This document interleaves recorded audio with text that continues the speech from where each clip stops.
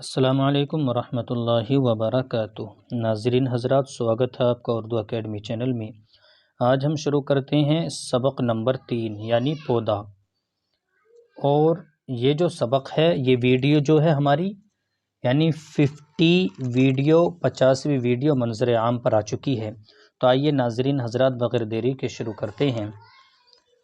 Number 3 پودا۔ Number 1 دیکھو یہ پیڑ جو زمین پر اگے ہیں، ان میں کوئی تو چھوٹا اور نرم ہے، جیسے گیہوں کا، جوار کا، کپاس کا۔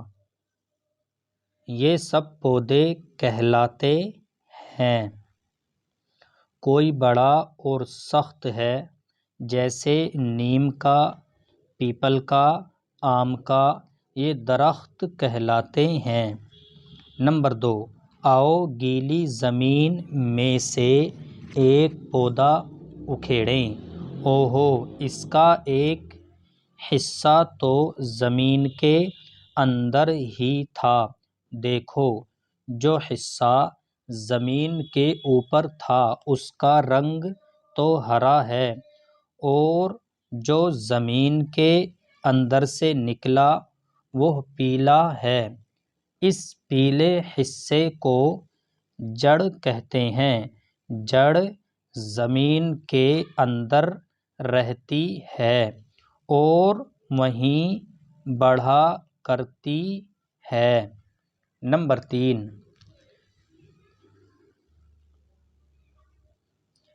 پیڑ کا ہر حصہ جڑ سے اوپر کا جو زمین کے باہر نکلا رہتا ہے اس کو تنا کہتے ہیں۔